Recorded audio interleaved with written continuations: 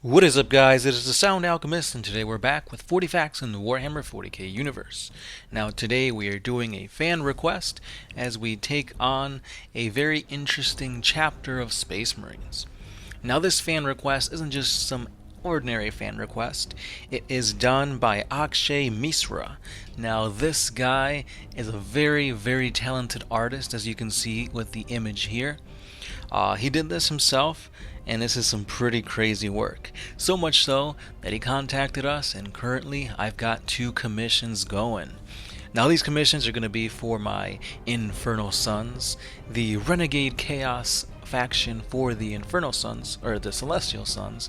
So we'll see more of his artwork later on. But today, he wanted us to kind of focus on this little, well, it's not little, but on this obscure chapter. So without further ado, guys, let's talk about this 40k lore.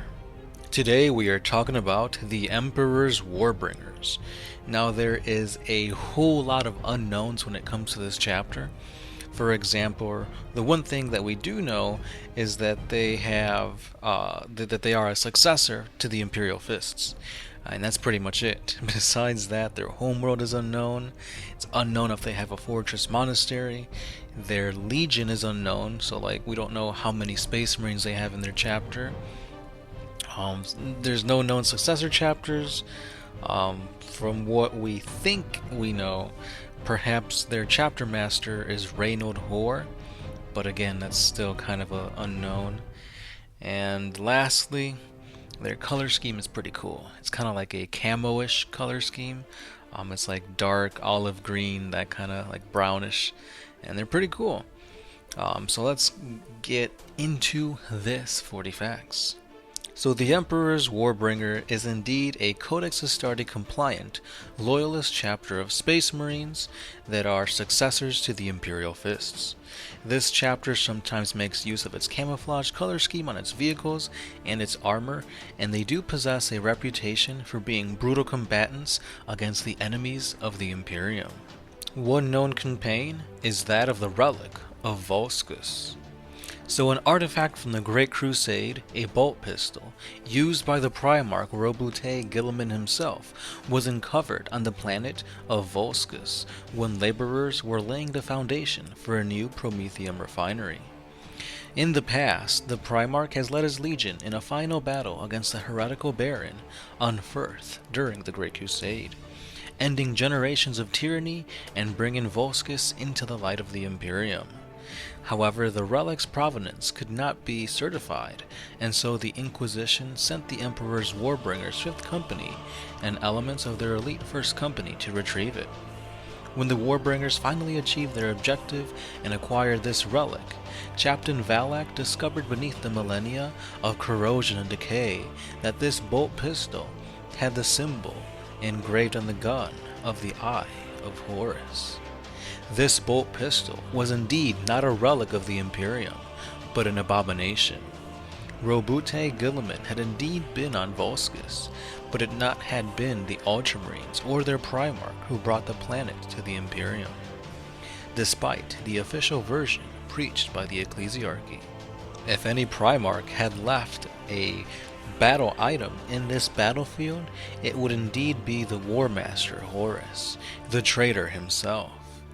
And so the Warbringers intended to destroy this vile relic, for it was not holy at all, but tainted in association with Horus, a thing of heresy and evil, corruption to the innocent. The Inquisitor that accompanied the Warbringers protested this action, since there was no indication that this bolt pistol itself was in any way tainted by chaos. However, Captain Phases gave the Inquisitor 2 choices: to either return to Titan as a hero who had brought the destruction of an unholy chaotic artifact, or to be denounced as a Horisian radical and perish alongside this relic. The Inquisitor knew that he would be slain if he broke faith, and in so he reluctantly relented and let the Astartes obliterate this relic. That which serves the glory of the God Emperor is just and will endure. That which harms the Imperium built by his children is false, and shall be purged by flame and sword. With burning hearts and cool heads, we shall overcome that which has offended the Emperor's will. Our victory is ordained. Our victory is ensured by our faith in the Emperor. Chaplain Valak of the Warbringers chapter. And unfortunately, guys, that's pretty much all the lore that there is on this very obscure and mysterious chapter, the Emperor's Warbringers. So all in all, I gotta say a huge thank you for giving us this awesome lore to kind of dissect and go into, because you don't really hear too many successors of the Imperial Fists that are shrouded in mystery. Yeah, it's kind of cool how they were like, never mind what you think, Inquisitor, you're gonna listen to us. So usually it's the other way around. Usually it's the Inquisitors bossing around the Space Marines, telling them what's chaotic and what's not. So once again, thanks Akshay for this awesome recommendation, and stay tuned because we will be seeing more of his epic art. For now, guys, I will link the ArtStation page down below so you can check out in greater detail what other things he's got to showcase.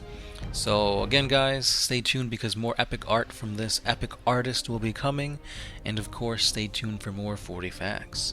This has been the Sound Alchemist telling you guys to subscribe if you like the content, like this video if you want more 40 facts, and I'll catch you guys tomorrow.